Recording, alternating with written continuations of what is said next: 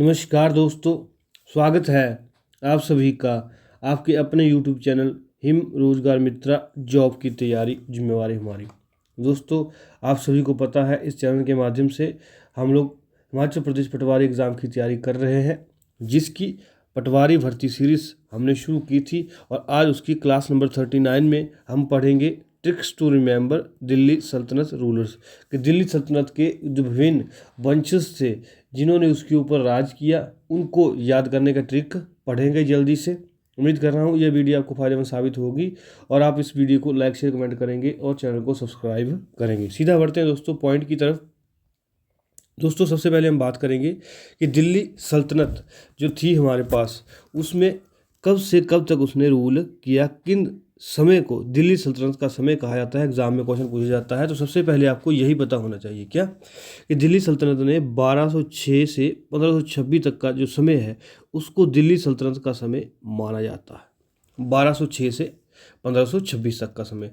अब दोस्तों, यहाँ पर 5 प्रकार की डायनेस्टीज ने, वंश ने उस समय तक राज किया, तो उसके बारे में सबसे पहले हम पढ़ लेते हैं, फिर चलेंगे ट्रिक की ओर। दोस्तों, सबसे पहले आता है स्लेव या ममलूक डायनेस्टी, इसको कहा जाता है गुलाम वंश या ममलूक वंश इसको हिंदी में कहा जाता है। ठीक है, अब इसका समय कब से कब तक रहा? 1206 से 1290 तक आपको याद करना पड़ेगा। कब? 1206 से 1290 तक। अब दोस्तों, यहाँ पर आता है सबसे इंपॉर्टेंट सवाल, इसकी स्थापना किसने की? इसकी स्थापना दोस्तों किसने की? कुतुबुद्दीन ऐबक ने किसकी स्थापना की? गुलाम वंश की स्थापना की। यह क्वेश्चन एग्जाम के लिए काफ़ी इंपॉर्टेंट है, कई बार पूछा गया है। ठीक है, उसके बाद आता है इल्तुतमिश। वो क्या था? सल्तनत को मजबूत करने वाला शासक था। फिर आता है रजिया सुल्तान। रजिया सुल्तान, कई बार एग्जाम में क्वेश्चन आता है कि रजिया सुल्तान किस वंश से जुड़ी हुई थी, तो गुलाम वंश उसका आंसर होगा। रजिया सुल्तान क्या थी? पहली महिला शासक थी भारत की। फिर आता है घियासुद्दीन बलबन। वो क्या था?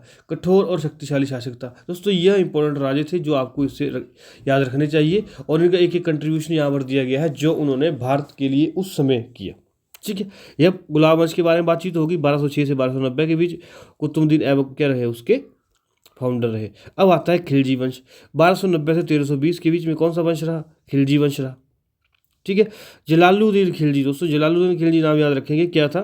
Founder of Khilji dynasty. Khilji dynasty का क्या? संस्थापक जिसको माना जाता है। ठीक है, और अलाउद्दीन खिलजी किस वंश में थे? खिलजी वंश में। उन्होंने क्या किया था? बाजार नियंत्रण सुधार किए थे। एग्जाम में क्वेश्चन आया हुआ है कि खिलजी वंश के किस राजा ने बाजार नियंत्रण और सुधार किए थे, तो उसका उत्तर क्या होगा? अलाउद्दीन खिलजी। ठीक है, अब बढ़ते हैं आगे। अगला हमारे पास आता है तुगलक वंश। 1320 से 1414। तो 1206 से 1290, 1290 से 1320 और 1320 से 1414। दोस्तों, घियासुद्दीन तुगलक क्या है? तुगलक वंश का संस्थापक है। कौन? घियासुद्दीन तुगलक, आपको याद करना पड़ेगा। आगे आता है मोहम्मद बिन तुगलक। उसने क्या किया? सांकेतिक मुद्रा का प्रयोग किया, टोकन करेंसी शुरू की। दोस्तों, एग्जाम में क्वेश्चन आता है कि किस जो दिल्ली सल्तनत के राजा ने क्या किया? टोकन करेंसी शुरू की, तो उसका उत्तर क्या होगा? मोहम्मद बिन तुगलक। आगे आता है फिरोज शाह तुगलक। उसने क्या किया? प्रशासनिक सुधार की। ठीक है, अब दोस्तों नंबर 4 पर हमारे पास आती है सैयद डायनेस्टी, सैयद वंश। 1414 से 1451 तक। ठीक है, खिजर खान, खिजर खान क्या थे? उसके संस्थापक। ठीक है, और अलाउद्दीन आलम शाह उसके क्या थे? अंतिम रूलर थे। किसके? सैयद वंश के। ठीक है, अब दोस्तों हमारे पास अंतिम आता है। अंतिम क्या आता है? लोधी वंश। 1451 से 1526 तक। ठीक है, ये ध्यान रखेंगे। और दोस्तों, इसकी स्थापना किसने की? बहलूल लोधी ने, लोधी वंश के संस्थापक। फिर क्या आता है हमारे पास? सिकंदर लोधी आता है। उसने क्या किए? प्रशासनिक सुधार किए। फिर आता है दोस्तों इब्राहिम लोधी, डिफीटेड एट पानीपत। पानीपत की 1526 की लड़ाई में क्या हुआ? पराजित हुआ वो। अब दोस्तों, यह लास्ट रूलर है किसका? लोधी वंश का। यह इंपॉर्टेंट पॉइंट्स है दोस्तों, आपको यहाँ पर मैंने टाइमलाइन याद करवा दी है कि गुलाम वंश 1206 से 1290, खिलजी वंश 1290 से 1320, तुगलक वंश 1320 से 1414, फिर आता है सैयद वंश 1414 से 1451 और लोधी वंश 1451 से 1526। अब दोस्तों हम क्या करेंगे? इन वंशों को याद करने का ट्रिक यहाँ पर सीखेंगे, जो कि एग्जाम के लिए इंपॉर्टेंट हो जाता है, क्योंकि आपको कभी ना कभी कालानुसार या क्रोनोलॉजिकल ऑर्डर में इन वंशों को लगाने के लिए एग्जाम में पूछा जा सकता है, तो उसको जल्दी से देख लेंगे। ठीक है, यहाँ पर देखेंगे। तो दोस्तों, ऊपर हमने बात की गुलाम वंश, खिलजी वंश, तुगलक वंश, सैयद और लोधी वंश। अब इसको याद करने का ट्रिक याद करेंगे, कैसे ट्रिक होगा, यहाँ पर लिखेंगे गुलाब, ठीक है, यहाँ पर लिखेंगे खिले, यहाँ पर क्या लिखेंगे तो, यहाँ पर लिखेंगे सूंघ, और यहाँ पर लिखेंगे लो। दोस्तों यह हमारा क्या रहेगा, ट्रिक रहेगा। एक बार मैं इसको दोबारा ऊपर लिख देता हूँ, क्या, गुलाब खिले तो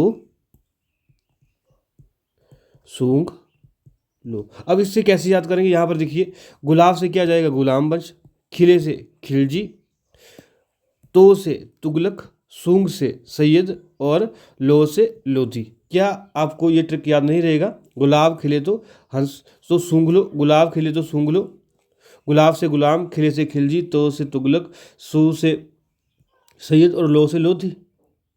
ठीक है, गुलाब खिले तो सूंघ लो। दोस्तों याद रखेंगे, एग्जाम में कभी नहीं भूलेंगे कि आपको क्रोनोलॉजिकल ऑर्डर में जब दिल्ली सल्तनत के राजाओं के नाम लिखने को आएंगे तो आप उसको ऐसे क्या कर लेंगे, अलाइन कर लेंगे। गुलाब खिले तो सूंघ लो, गुलाब से गुलाम, खिले से खिलजी, तो से तुगलक, सूंघ से सैयद, और लो से लोधी। दोस्तों उम्मीद कर रहा हूँ यह ट्रिक आपको फायदेमंद साबित होगा। इस क्यूआर कोड को स्कैन करके यूट्यूब पे ज्वाइन कर सकते हैं, इस क्यूआर कोड को स्कैन करके इसकी पीडीएफ ले सकते हैं, इस क्यूआर कोड को स्कैन करके व्हाट्सएप से जुड़ सकते हैं, इस क्यूआर कोड के माध्यम से इंस्टाग्राम से जुड़ सकते हैं। और सबसे महत्वपूर्ण बात दोस्तों, अगर आप तक अभी चैनल को सब्सक्राइब कर दिया है, आपका बहुत बहुत धन्यवाद। अगर नहीं किया है तो भैया सब्सक्राइब कर देंगे, और जिन्होंने सब्सक्राइब कर दिया है वो इस बेल आइकन को दबा देंगे, ताकि समय समय पर आपको ऐसे इंपॉर्टेंट ट्रिक्स की जानकारी हमारे चैनल के माध्यम से मिलती रहे। धन्यवाद।